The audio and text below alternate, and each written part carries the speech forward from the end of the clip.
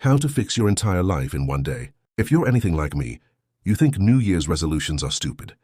Because most people go about changing their lives in the completely wrong way. They create these resolutions because everyone else does. We create a superficial meaning out of status games, but they don't meet the requirements for true change, which goes a lot deeper than convincing yourself you're going to be more disciplined or productive this year. If you're one of these people, I'm not here to talk down on you. I tend to be a bit harsh in my writing. I've quit 10x more goals than I've achieved.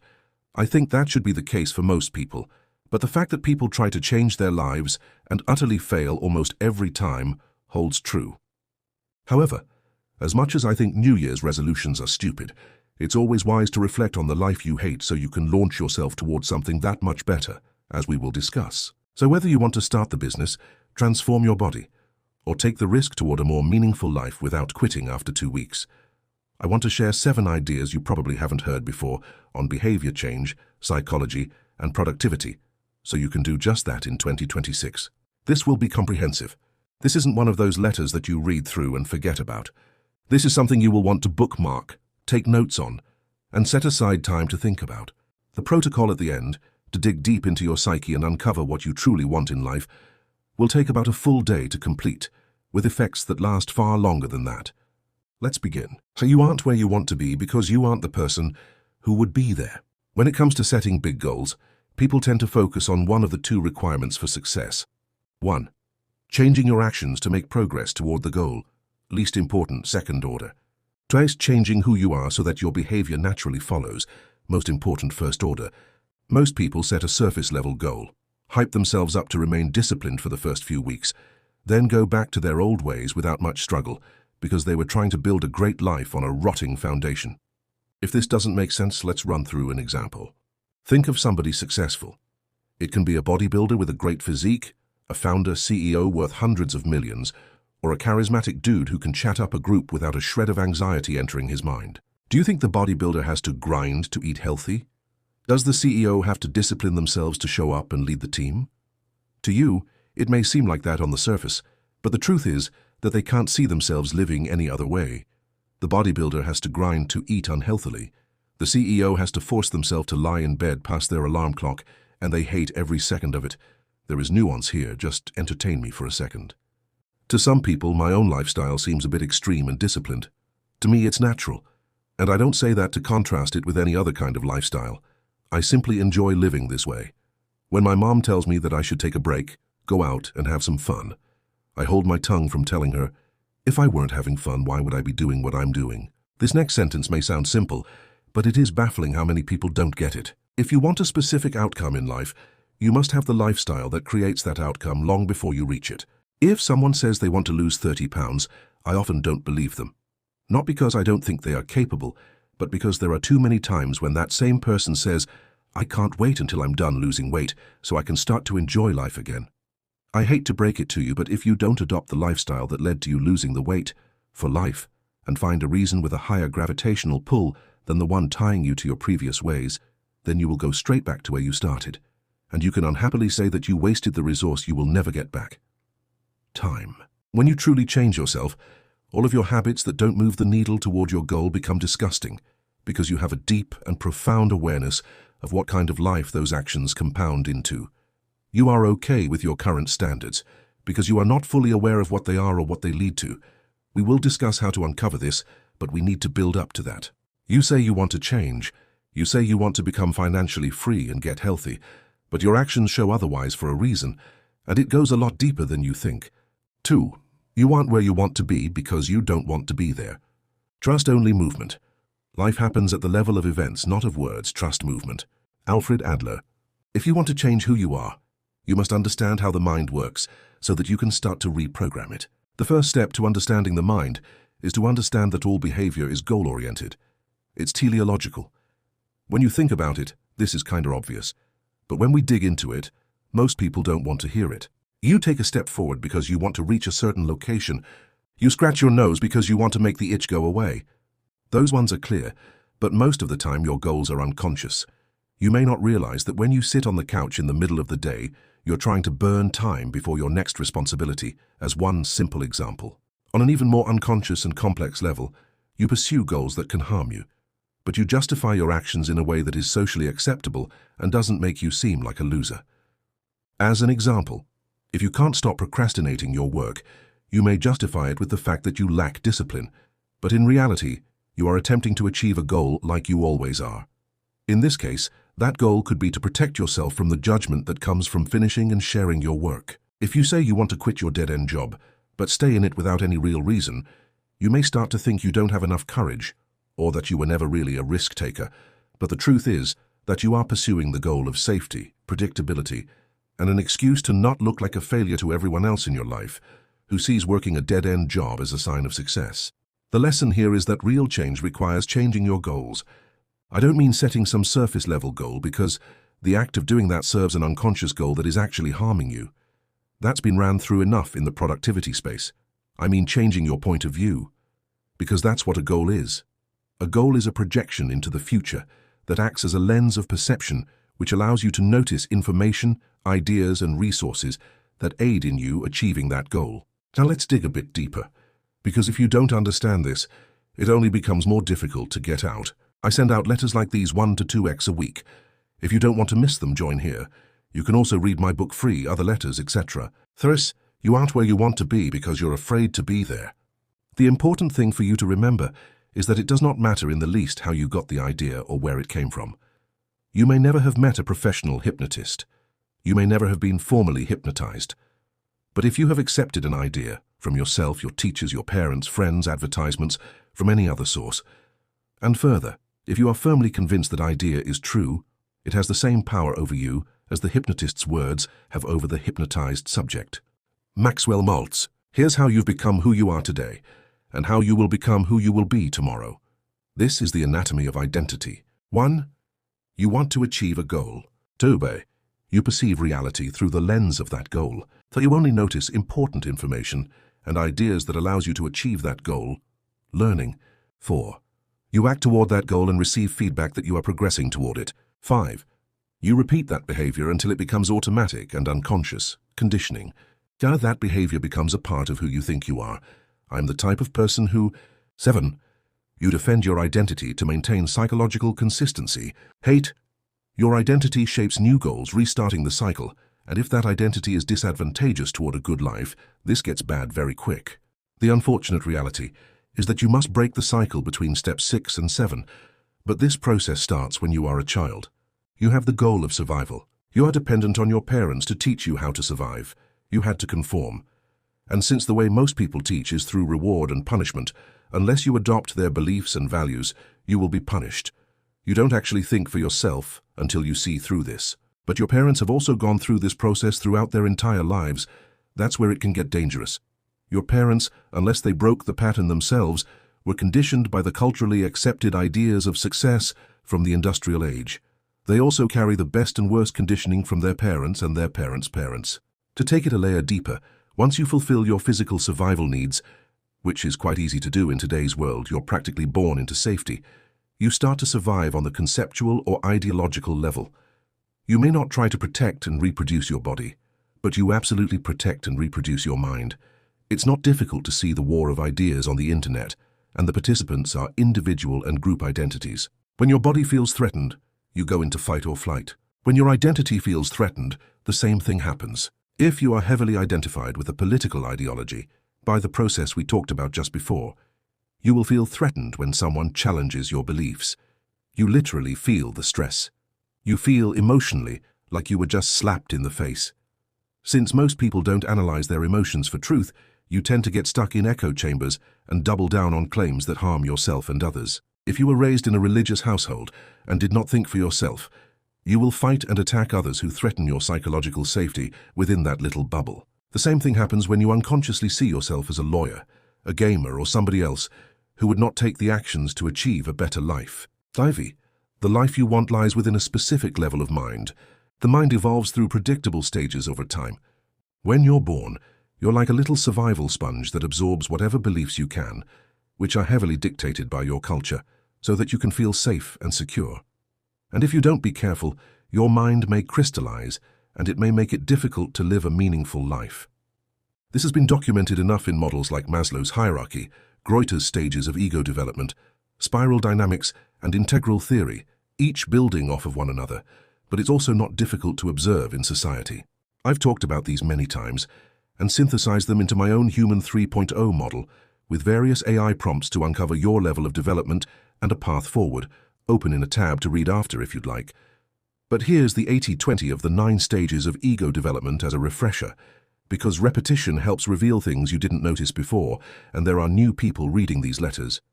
1. Impulsive. No separation between impulse and action. Black and white thinking, i.e. a toddler hits when angry, because the feeling and the behavior are the same thing. 2.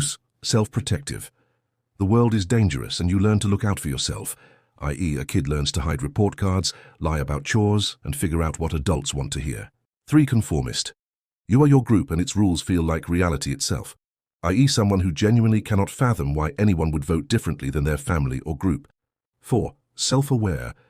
You notice you have an inner life that doesn't match the exterior, i.e. sitting in church and realizing you're not sure you believe what everyone around you seems to believe, but not knowing what to do with that feeling yet. 5. Conscientious. You build your own system of principles and hold yourself accountable to them, i.e. leaving your family's religion after careful study and adopting a personal philosophy you can defend, or building a career plan with clear milestones because you believe the right effort yields the right results. 6. Individualist. You see that your principles were shaped by context and start holding them more loosely, i.e. realizing your political views have more to do with where you grew up than objective truth, or noticing that your ambitious career goals were really about earning your father's approval. 7. Strategist. You work with systems while aware of your own involvement in them, i.e. leading an organization while actively questioning your own blind spots, or engaging in politics knowing your perspective is partial and shaped by bias you can't fully see. 8. Construct aware. You see all frameworks, including your identity, as useful fictions, i.e. holding your spiritual beliefs with metaphorically, not literally, knowing the map is not the territory, or watching yourself play the role of founder or thought leader with a kind of gentle amusement. 9. Unitive. Separation between self and life dissolves, i.e. work, rest and play feel like the same thing. There's no one left who needs to become something, just presence responding to what arises. For most people reading this, I would assume you hover between 4 and 8, which is a huge gap. Those closer to 8 are reading this, are doing so to either learn something or pass time in a non-destructive way. Those closer to 4 are really looking for a change. You feel like you are meant for more, but you can't make sense of everything yet, because there's obviously a lot at play. The good thing is, it doesn't really matter what stage you are in because moving through any of them follows a pattern. V. Intelligence is the ability to get what you want out of life. The only real test of intelligence is if you get what you want out of life. Naval Ravikant.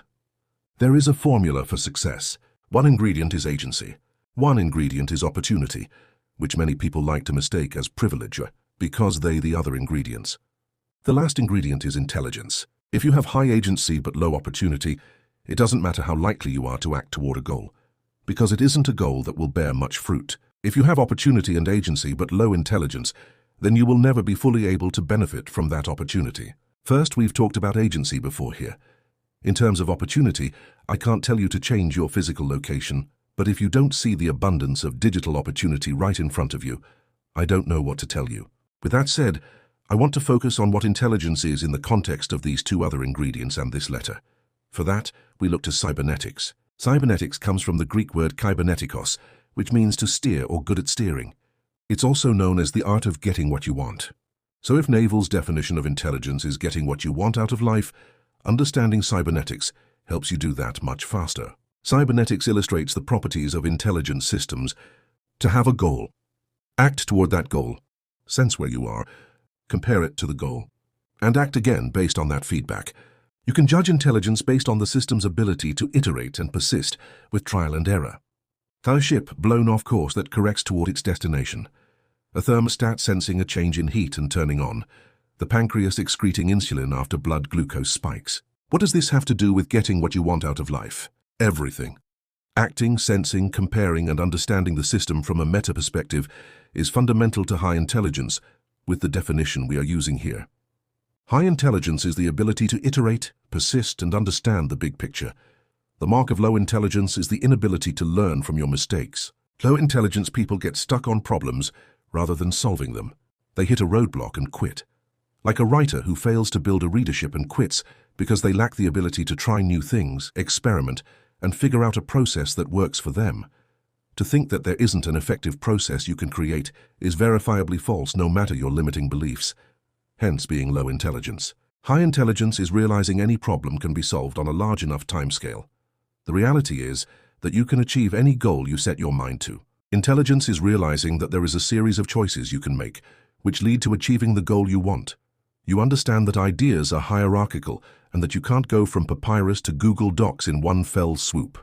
Even if that goal is impossible right now, you simply don't have the resources, which may be invented over the next few years, to achieve that thing. When I talk about goals, and as I will continue repeating, I'm not speaking from the typical lens of self-help, although that's a helpful lens to adopt at times. I am speaking from the lens of teleology or the Greek cosmos, that everything serves a purpose, that everything is a part of a greater whole. Goals determine how you see the world. Goals determine what you consider success or failure. You can try to enjoy the journey, but if you pursue the wrong goal, you will not enjoy it. Your mind is the operating system for reality. That system is composed of goals. For most people, those goals are assigned to them, programmed like lines of code in your psyche. Go to school, get the job, get offended, play victim, retire at 65. A known path that doesn't work. To become more intelligent, you must reject the known path. Dive into the unknown. Set new higher goals to expand your mind. Embrace the chaos and allow for growth. Study the generalized principles of nature. Become a deep generalist. I understand this may not be the traditional definition of intelligence, but that sequence of steps leads to an extraordinary level of connections in your brain, leading to what we would observe as an intelligent person. Pair that with agency, and you've got a winner. That leads us into the next section perfectly. 30. How to launch into a completely new life in one day. The best periods of my life always came after a period of getting absolutely fed up with the lack of progress I was making. How do you dig into your mind? How do you become aware of your conditioning? How do you reach profound insights and truths that change the trajectory of your life? Through the simple but often painful act of questioning, something that so few people do, and you can tell by how they speak or give their thoughts on a specific topic. Questioning is thinking, and very few people do it. I want to give you a comprehensive protocol that you can use every year to reset your life and launch into a season of intense progress. This protocol helps you ask the right questions. These questions will cover the macro to the micro, where you want to be, what you need to do to get there, and what you can do immediately to start moving the needle toward that reality. This will require one full day to complete, so I recommend you follow along with the exact protocol. You will need a pen, paper, and an open mind. When I observe patterns in people who successfully flip their identity, it happens fast after a buildup of tension. Specifically, I've noticed 3 phases that people tend to go through. 1. Dissonance. They feel like they don't belong in their current life and become sufficiently fed up with their lack of progress. 2. Uncertainty. They don't know what comes next, so they either experiment or get lost and feel worse. 3. Discovery. They discover what they want to pursue and make 6 years of progress in 6 months. So our goal with this protocol is to help you reach the point of dissonance, navigate through uncertainty, and discover what it truly is that you want to achieve, so much so that the clarity is overwhelming and distractions no longer hold their weight. This protocol is structured so that it can be completed in one day. In the morning, you do a psychological excavation to uncover your own hidden motives. During the day, you prompt yourself with interrupts to keep you out of autopilot and contemplate your life. At night, you synthesize the insights into a direction you will start to move in tomorrow. I cannot guarantee that this will work for everyone, because I cannot guarantee that everyone reading this is in the right chapter of their own story that would make these points impactful. You can't place the climax at the start of the book and expect it to be interesting. Part 1. Morning, psychological excavation, vision and anti-vision. First, we must create a new frame or lens of perception for your mind to operate from. This is like creating a new shell, leaving your old one, and slowly growing into it over time. It won't feel like it fits at first. That's a good thing. Set aside 15-30 minutes, the length of one YouTube video you can do it, to think about and answer these questions. Do not attempt to outsource this contemplation to AI. I want you to break past the limiter that is on your mind. If you can't answer these immediately, come back to them later. 1. What is the dull and persistent dissatisfaction you've learned to live with? Not the deep suffering, but what you've learned to tolerate. If you don't hate it, you will tolerate it. 2. What do you complain about repeatedly but never actually change? Write down the 3 complaints you've voiced most often in the past year. 3. For each complaint, what would someone who watched your behavior, not your words, conclude that you actually want? 4. What truth about your current life would be unbearable to admit to someone you deeply respect? Those questions are meant to make you aware of the pain in your current life. Now we need to turn those into what I call an anti-vision, which is a brutal awareness of the life you do not want to live. That way, you can use that negative energy to aim your efforts in a positive direction and act from a place of intrinsic motivation. 1. If absolutely nothing changes for the next 5 years, describe an average Tuesday. Where do you wake up? What does your body feel like? What's the first thing you think about? Who's around you? What do you do between 9 a.m. and 6 p.m.? How do you feel at 10 p.m.? 2. Now do it, but for 10 years. What have you missed? What opportunities closed? Who gave up on you? What do people say about you when you're not in the room? 3. You're at the end of your life. You lived the safe version. You never broke the pattern. What was the cost? What did you never let yourself feel, try, or become? 4. Who in your life is already living the future you just described? Someone 5, 10, 20 years ahead on the same trajectory. What do you feel when you think about becoming them? 5. What identity would you have to give up to actually change? I am the type of person who... What would it cost you socially to no longer be that person? 6. What is the most embarrassing reason you haven't changed? The one that makes you sound weak, scared, or lazy rather than reasonable. 7. If your current behavior is a form of self-protection, what exactly are you protecting and what is that protection costing you? If you answered those truthfully, and if you are in the right chapter of your life, you will feel a deep sense of dis-ease and possibly disgust for how you are currently living. Now, we need to orient that energy in a positive direction. We need to create a minimum viable vision, because your vision is like a product. It starts out unclear, but with time and experience, it grows stronger and more potent. 1. Forget practicality for a minute. If you could snap your fingers and be living a different life in 3 years, not what's realistic, what you actually want. What does an average Tuesday look like? Same level of detail as question 5. 2. What would you have to believe about yourself for that life to feel natural rather than forced? Write the identity statement. I am the type of person who... 3. What is one thing you would do this week if you were already that person? Answer all of those first thing in the morning tomorrow. Part 2. Throughout the day, interrupting autopilot, breaking unconscious patterns. These journaling exercises are cute, but we want real change. Frankly, that's not going to happen if you don't break the current unconscious patterns that are keeping you the same. Throughout the day, I want you to contemplate on everything you journaled in part 1. Beyond that, I don't want you to forget to contemplate. Please take this seriously. You aren't going to change by doing the same thing for the rest of your life. You need to consciously force a pattern break. Take the time right now to create reminders or calendar events in your phone. Include the question in the reminder or event so that you can immediately start thinking about it. The more random and non-conflicting with your schedule there are, the better. 11 a.m. What am I avoiding right now by doing what I'm doing? 1:30 p.m. If someone filmed the last 2 hours, what would they conclude I want from my life? 3:15 p.m. Am I moving toward the life I hate or the life I want? 5:00 p.m. What's the most important thing I'm pretending isn't important? 7:30 p.m. What did I do today out of identity protection rather than genuine desire? Hint, it's most things you do.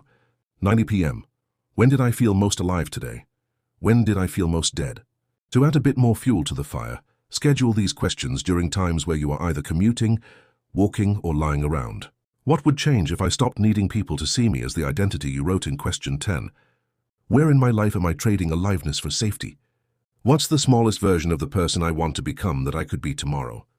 Part 3, evening. Synthesizing insight, entering a season of progress. If you followed that process, I would be surprised if you didn't have at least one profound insight that could alter the course of your life. Now, we need to make those known, integrate them into who we are, and act on them to begin solidifying our journey to a new level of mind. 1. After today, what feels most true about why you've been stuck? 2. What is the actual enemy? Name it clearly. Not circumstances, not other people. The internal pattern or belief that has been running the show. 3. Write a single sentence that captures what you refuse to let your life become. This is your anti-vision compressed. It should make you feel something when you read it. 4. Write a single sentence that captures what you're building toward, knowing it will evolve. This is your vision MVP. Lastly, we need to create goals. Again, these aren't goals that you set for the sake of achievement, because goals are just projections. They are unreliable and make you feel bound to something that will inevitably change. Instead, think of goals as a point of view, a lens that you can exchange to enter the right state of mind to perform the action that will lead away from the life you don't want. Do not worry about some kind of finish line, because as we will find, it doesn't exist. Enjoyment is found in progress. 1. 1 year lens. What would have to be true in 1 year for you to know you've broken the old pattern? One concrete thing. 2. 1 month lens. What would have to be true in 1 month for the 1 year lens to remain possible? 3. Daily lens. What are 2 to 3 actions you can time block tomorrow that the person you're becoming would simply do? That was a lot. Hopefully it was helpful. But we have one last piece to lock it all in. Stick with me. 17. Turn your life into a video game. The optimal state of inner experience is one in which there is order in consciousness. This happens when psychic energy or attention is invested in realistic goals and when skills match the opportunities for action. The pursuit of a goal brings order in awareness, because a person must concentrate attention on the task at hand and momentarily forget everything else. You now have all of the components that lead to a good life. Now it may be helpful to organize all of your insights into one coherent plan. Pull out a new page and write down these 6 components. Anti-vision. What is the bane of my existence or the life I never want to experience again? Vision. What is the ideal life that I think I want and can improve as I work toward it? 1 year goal. What will my life look like in 1 year time? And is that closer to the life I want? 1 month project. What do I need to learn? What skills do I need to acquire? What can I build that will move me closer to the 1 year goal? Daily levers. What are the priority needle-moving tasks that bring my project closer to completion? Constraints. What am I not willing to sacrifice to achieve my vision from the ground up? Why is this so powerful? Because these components literally create your own little world. If you are meant to pursue this hierarchy of goals at this stage of your life, you will have no other option but to become obsessed. You will feel the pull to something greater. You will not see anything else as an option. You turn your life into a video game, because games are the poster child for obsession, enjoyment, and flow states.